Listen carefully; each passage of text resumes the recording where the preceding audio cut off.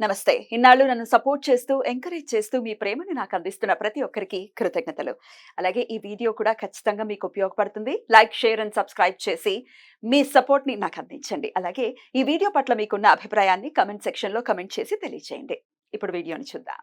నమస్తే. Welcome to our channel. నేను పద్మిని. ప్రస్తుతంతో పాటు ప్రముఖ ఆధ్యాత్మికవేత్త, వాస్తు జ్యోతిష పండితులు, లలిత ఉపాసకులు, వాస్తు జ్యోతిష శిక్షణా నిపుణులు బ్రహ్మశ్రీ నానాజీ పట్నాయక్ గారు మనతో పాటు ఉన్నారు. మాట్లాడదాం. సార్ నమస్తే సార్. శ్రీమాత్రే నమః. సార్ కొంతమంది అంటూ ఉంటారు, మేము రకరకాల మంత్రాలు చదివేస్తున్నామండి, ప్రతి నిత్యం కూడా చేసుకుంటున్నాం, స్తోత్రాలు చదువుతున్నాం, విష్ణు సహస్రనామ స్తోత్రం అవ్వచ్చు, లలిత అవ్వచ్చు, ఇట్లా చేసేస్తున్నాం, లక్ష్మీ స్తోత్రం అన్ని చేస్తున్నామండి, అయినా ఫలించట్లేదు.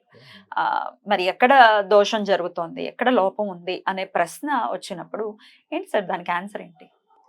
ఒకటేనమ్మా, ఎప్పుడు కూడా మంత్రాన్ని ఎలా చూడాలంటే, ఇన్ని మంత్రాలు ఎందుకు ఉన్నాయో ఫస్ట్ మీకు క్వశ్చన్ రావాలి.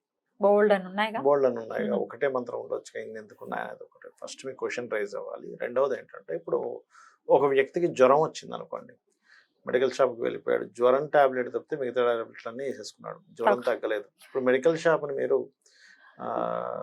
ఇదేంటి అసలు మెడికల్ షాప్ తప్పు, మెడికల్ విధానం తప్పు, టాబ్లెట్స్ ఏమీ పనిచేయమనుకుంటే ఎలా ఉంటుంది? హాస్యాస్పదంగా ఉంటుంది. అరే జ్వరం తగ్గాల్సిన టాబ్లెట్ వేసుకోండి, అన్ని వేసుకుని తగ్గలేదు అంటాడు ఏంటని. అలాగే వీళ్ళకి ఏదైతే ఒక కర్మ ఉంటుంది, ఆ కర్మను తొలగించే పర్టికులర్ ఇది ఉంటుంది. ఎందుకంటే చెప్తాను చూడండి, మనకి లలిత అమ్మవారు యుద్ధంలో విశుక్రుడు, విషంగుడు అనేటువంటి ఇద్దరు అన్నదమ్ములు ఉంటారు. మన బండాసుడికి విఘ్నశిలా యంత్రం వేసినప్పుడు అక్కడ మరి మిగతా వారాహి అమ్మవారు ఉంది, శ్యామల అమ్మవారు ఉంది, లలిత అమ్మవారు ఉన్నారు, ఈశ్వరుడు ఉన్నాడు, ఎంతోమంది శక్తి దేవతలు ఉన్నారు అక్కడ. మరి వాళ్ళందరిలో ఎవరో ఒకరు తీసేసేవచ్చుగా. కామేశ్వర ముఖాలోక కల్పిత శ్రీ గణేశ్వర వాళ్ళిద్దరూ చూసుకోగా వాళ్ళ నవ్వుల నుంచి పుట్టినవాడు గణపతి. ఆయన్నే పిలిచింది అమ్మవారు, అమ్మ ఏం కావాలి, వాడు ఎవడో ఏదో పెట్టాడంటారా తీ అన్నది, పోయి తీసేశాడు. ఒక గుద్దుతో విఘ్నేశ్వర యంత్రాన్ని చేశాడు. అంటే ఏమిటి? గణపతికి మాత్రమే ఆ పోర్ట్ఫోలియో ఆటంకం కలుగుతుంది. స్కందుని పిలవచ్చుగా, ఇద్దరు కొడుకులు ఉన్నారు, స్కందుని పిలవచ్చుగా, పక్కన ఉన్న ఈశ్వరుడే తీయవే, నీకు దీనికి తెలియదే ఉందని వచ్చుగా. పిల్లల్ని ఎందుకు పిలవడం? అమ్మవారికి తెలియదా తీయడం? అమ్మవారికే తెలుసు, ఎక్కడే ఉందో తెలియదా, తీయచ్చుగా. అంటే ఏంటి, ఒక సిస్టమ్ ని పెట్టింది అమ్మవారు.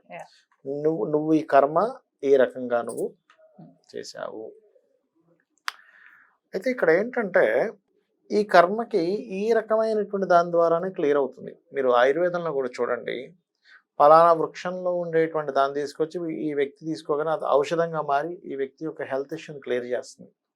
అన్ని వృక్షాలుగా వేరేది ఎందుకు అవ్వట్లేదు అంటే, ప్రకృతిలో ఒక శక్తిని క్రియేట్ చేశాడు. అది ఎలా క్రియేట్ చేశాడో, మన మనసులో ఏదైతే మననం చేసుకుంటామో దానికి కూడా శక్తిని క్రియేట్ చేశాడు. పూజలు చేస్తున్నాము, అరగంట గంట పూజ చేసాము, బయటకు వచ్చి 23 గంటలు అదే పాట, ఎన్ని చేసినా అవ్వట్లేదు. ప్రకృతి ఎలాంటిదంటే, మా సబ్కాన్షియస్ మైండ్ ఎలాంటిదంటే, ఓహో ఇతనికి ఎన్ని చేసినా అవ్వకూడదు అనమాట అని అర్థం చేసుకుంటుందట. అది సైకాలజిస్టులు చెప్తుంటారు. మీరు ఏదైతే పదే పదే పదే పదే అనుకుంటారో నెగటివ్గా, ఆ నెగటివ్గా అనుకున్నది కూడా బాధతో అనుకుంటున్నారు కదా. ఇక్కడ మనం ఏంటంటే వాళ్ళు బాధతో అనుకుంటున్నారు, ఆ పెయిన్ మనకు అర్థమవుతుంది. కానీ మీరు ఎప్పుడైతే అలా అనుకుంటున్నారో సబ్కాన్షియస్ మైండ్ దాన్ని అవ్వాలేమో అనుకుంటుందట. అది ఓహో ఎన్ని పూజలు చేసినా పనికి రావట్లేదేమో అనుకుంటుందట. ఇదొకటి. మూడో వర్షం చెప్తాను చూడండి. ఇవాళ రేపు మనం ఈశాన్యంలో పూజ గది అసలు కట్టట్లేదు. ఎంతసేపు ఆగ్నేయం మూలలో కిచెన్లోనే పక్కన ఒక పూజ గది పెట్టేసుకుంటున్నాం. అది ఈస్ట్ సౌత్ ఈస్ట్ వరకు ఓకే, కానీ ఈస్ట్ సౌత్ ఈస్ట్ దాటి సౌత్ ఈస్ట్లో కనుక పూజ గది వచ్చిందంటే మీరు ఎన్ని పూజలు చేసినా ఫలితం రాదు. ఎందుకంటే ఆగ్నేయంలో పూజ గది ఉండకూడదు. ఆగ్నేయంలో కనుక పూజ గది ఉందనుకోండి, అయితే కొంతమందికి ఆ కిచెన్లో పూజ గది ఉన్నప్పటికీ, కిచెన్ మూలలో ఈశాన్యంలో ఉన్నప్పటికీ అది సౌత్ ఈస్ట్లోకి రాదు. ఆ జోను సౌత్ ఈస్ట్ అనేది ఓన్లీ పొయ్యి మనం ఏదైతే స్టవ్ పెట్టుకుంటాం అక్కడే వస్తుంది. ఇది ఈస్ట్ సౌత్ ఈస్ట్లోకి వస్తుంది లక్కీగా ఒక్కోసారి, అప్పుడు దోషం ఉండదు. కానీ మీరు డయాగ్రామ్ వేసి అది ఎన్ని డిగ్రీస్ తిరిగిందో టిల్ట్ చూసి మీరు శక్తి చక్రాన్ని అప్లై చేసి అది ఆగ్నేయంలో పొరపాటున వచ్చిందంటే మీరు చేసేటువంటి పూజలు ఎక్కడా ఫలించవు. ఇది తథ్యం. ఇంకా చెప్పాలంటే అలా ఆగ్నేయంలో కనుక పూజ గది వస్తే కనుక మీరు చేసే పూజ వల్ల ఫలితం లేకపోగా పూజ వల్ల ఇంకా నష్టం కలుగుతుంది అనేటువంటి భావన పెరిగిపోతుంది. అయ్యో నేను ఆ టెంపుల్కి వెళ్ళాను, నాకు కలిసి రాలేదు, అయ్యో ఈ పూజ చేశాను ఇంట్లో అయినా సరే ఇంకా ఉన్నవి పోయాయి అంటే ఎందుకు? అలా కలిగిస్తూ ఉంటుంది. మాయ అనమాట. మాయ అలా కలిగిస్తూ ఉంటుంది. అక్కడ ఏదో భగవంతుడు చేస్తాడని కాదు. కరెక్ట్. ఆ వాస్తులో ఉండేటువంటి దేవతా స్వరూపం అలా ఇస్తుంది రిజల్ట్. ఎలా అంటే అమ్మా, ఇప్పుడు ఇంజక్షనే ఉంది మనకి. ఒక మనిషి విపరీతమైన హెల్త్ ఇష్యూతో ఉన్నాడు, నువ్వు ఇక్కడ పొడిస్తే ఇంజక్షన్, లేకపోతే ఇంకో దగ్గర ఇక్కడ కాళ్ళ భాగంలో కంట్లో పొడిస్తే, చెవులో పొడిస్తే అది ఇంజక్షనేనండి. ఎక్కడ పొడిస్తే ఏంటంటే అట్లా కుదరదు. కుదరదుగా. కంట్లో పొడిచే ఇంజక్షన్ వేరే ఉంటుంది. కంట ఆపరేషన్ చేసేటప్పుడు ఇక్కడ ఎక్కడో ఇస్తాడు, అది నమ్నెస్ అది రావడానికి. నువ్వు ఇక్కడ ఇచ్చే ఇంజక్షన్ తీసుకుని అక్కడ ఇస్తానంటే, నువ్వు గుడ్డు మీద ఇస్తానంటే అట్లా అర్థమై ఉంటుంది ఇప్పటికైనా. నీరు నోటితో తాగుతాం, చెవులోను ముక్కులోను మూసుకుంటానంటే. అలాగే ఇక్కడ మనం వాస్తులో చేసే ఈ చిన్న తప్పిదం కూడా మీకు మీరు చేసే పూజా ఫలితాన్ని నిష్ఫలం చేస్తుంది అని వాస్తులో ఉంది. ఇవ్వదు, 100% ఇవ్వదు, గుర్తుపెట్టుకోండి. అలాగే థింకింగ్ మాటికి. ఇంకోటి ఏంటి, మీరు ఒక పూజ చేశారంటే మీ మనుష్య ప్రయత్నం చేసిన దానికి ఆ ఫలితం వస్తుంది. నువ్వు మనుష్య ప్రయత్నం ఏమి చేయను, ఇంట్లో కూర్చుంటాను, నేను పూజలు చేసేసుకుంటాను, నాకు రావాలంటే ఎలా ఇస్తుంది? సోర్స్ ఆఫ్ ఇదేంటి అసలు? దాన్ని నువ్వు శిలలా ఉంటే ఆయన శిలలాగే ఉండిపోతాడు. ఆయన శిల్లాగా ఆయనకు ఒక ఎనర్జీ ఉంది, మనకి వర్కౌట్ అవ్వదు కదా. ప్రయత్నం చేయకుండా ఆయన ఎందుకు సహకరిస్తాడు? ఇప్పుడు నీకు ఉద్యోగం రావాలని నువ్వు పూజలు చేసేస్తున్నావు, అప్లై చేయాలా? కనీసం నువ్వు అప్లై చేయకుండా ఉద్యోగం ఎక్కడి నుంచి వస్తుంది? నువ్వు అప్లై చేయాలి, అప్లై ఒక్కటి చేస్తే సరిపోదు, అటెండ్ అవ్వాలి, ఇంటర్వ్యూలు నువ్వు సెలెక్ట్ అవ్వాలి, ఇంటర్వ్యూ కరెక్ట్ గా చేయగలగాలి, అప్పుడు వస్తుంది. అయితే మరి ఇవన్నీ నేను ప్రాక్టికల్ గా చేసుకోవచ్చు కదండి. దేవతా అనుగ్రహం ఎందుకు అంటే, దేవతా అనుగ్రహం ఉంటేనే ఇవన్నీ నీకు ప్రాక్టికల్ గా కూడా అవుతున్నట్టు కనిపిస్తాయి, అవుతాయి, లేకపోతే ఇవేం కనబడవు. అలా అయితే మెరిట్ వచ్చిన ప్రతి ఒక్కళ్ళు కూడా పర్ఫెక్ట్ గా అందరూ కూడా అన్ని జాబుల్లో ఉండాలి. మరి ఖాళీగా ఉన్న వాళ్ళు ఎందుకున్నారు? అంతంత మాత్రం చదువుకున్న కూడా పెద్ద పెద్ద జాబులు ఎందుకున్నారు? ఇదేమిటండి అంటే, అది పూర్వజన్మల్లో జాబ్ సంబంధించిన విషయంలో ఏదో పుణ్యం చేసుకుని ఉంటాడు, ఏదో పాపం చేసుకుని ఉంటాడు, లేదా తెలుసో తెలియక కొన్ని తప్పిదాలు కూడా జరుగుతుంటాయి ప్రాక్టికల్ గా కూడా. అవి మనం అర్థం చేసుకోవాలి. ఈ మంత్రాలు చదివే విషయంలో కూడా సార్ ఉచ్చారణ దోషాలు గనక ఉంటే గనక డెఫినెట్ గా ఫలించకుండా ఉండే పరిస్థితి ఉంటుంది. 100% ఉంటుంది. ఎందుకంటే అమ్మా, ఇప్పుడు మీరు షాప్కి వెళ్ళారు, ఒక వాక్యం బదులు ఇంకొక వాక్యం పెట్టి అడిగారు, వాడు పదార్థం వేరేది ఇస్తాడు కదా మీ చేతికి.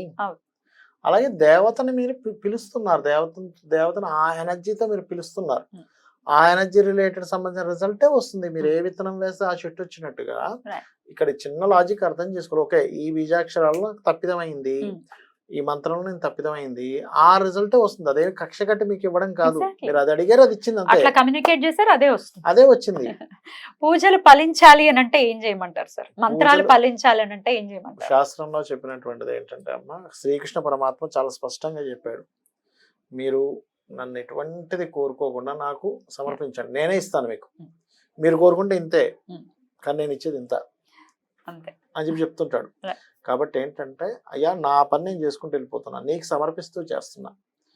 ఎప్పుడైనా సరే అమ్మవారికి కానీ, విష్ణువుకో లేకపోతే ఈశ్వరుడు, భక్తులైతే ఈశ్వరుడుకో, అతనికి సమర్పిస్తూ మనం గనక పని ఏదైనా చేసాము అంటే అది ఖచ్చితంగా ఫలిస్తుంది. ఈ ఫలితం మీకు వెంటనే రాకపోవచ్చు కొన్నిసార్లు, దీని రిజల్ట్ వేరే రూపంలో ఇంకో దగ్గర వస్తుంది. ఎప్పుడు అవసరమో అప్పుడు వస్తుంది, ఎక్కడ కావాలో అక్కడ వస్తుంది. అంతేగాని నేను ఇది చేస్తున్నాను, నాకు రాలేదు కాబట్టి భగవంతుడు లేడు ఏమో, ఈ పూజ లేదేమో, ఇది పుట్టిక పురాణాలేమో, ఇది కల్పించామేమో, ఈ బ్రాహ్మణులందరూ ఇదేదో వాళ్ళ పొట్టకుడి కలుపుకోవడానికి తయారు చేశారేమో అని అనుకుంటే అట్లా. ఎప్పుడు అవసరమో నీకు ఏది డిజర్వ్ చేస్తావో అది. నిజమైనటువంటి భక్తులు ఎప్పుడు అట్లా అనుకోరు. నిజమైనటువంటి దేవత ఆరాధన దేనికంటే, నీకు ఆల్రెడీ భగవంతుడు అన్ని ఇచ్చేసాడు, కృతజ్ఞతా భావంతో నువ్వు చేస్తున్నావు. నీ శక్తికి మించింది ఏదో ఉంది అక్కడ, నీ శక్తికి సరిపోవట్లేదు, అప్పుడు భగవంతుడి యొక్క ఎనర్జీని నువ్వు తీసుకుంటున్నావు. అద్భుతం సార్. ప్రతి నిత్యం చేసుకోవడానికి ఒక చిన్న నామం ఏదైనా చెప్పండి సార్. ఇంకా అవి ఏవి లేవు, విచారణ దోషాలు కూడా లేకుండా ఉండే విధంగా ఒక్కటి చెప్పండి. నాకు మొన్న ఒక రోజు, అంటే మీరు ఇప్పుడు అన్నారు కాబట్టి నాకు ఒకటి అనిపించింది, అంటే సమయం వచ్చింది కాబట్టి చెప్తున్నాను, అది నేను స్టేటస్ లో కూడా పెట్టాను, మీరు చూసి ఉండొచ్చు మేబీ. మనస్ఫూర్తిగా మనసుని వెనక్కి తిప్పుకొని గనక కూర్చొని అమ్మ అని చెప్పి పిలవగలిగితే, లోపల ఉన్న అమ్మవారు తన పని తన బిజీగా చేస్తుంది, వెనక్కి తిరిగి చూస్తుంది అనిపించింది, పైకి తలకి చూస్తుందేమో అనిపించింది, నాకు నిజంగా అనిపించింది. ఇక్కడ ఉంది కాబట్టి దాన్నే మనం సింపుల్ గా శ్రీమాత అంటున్నాం. రైట్ సార్, చాలా బ్యూటిఫుల్ గా ఎక్స్ప్లెయిన్ చేశారు సార్, కృతజ్ఞతలు, నమస్కారం. శ్రీమాత్రే నమః.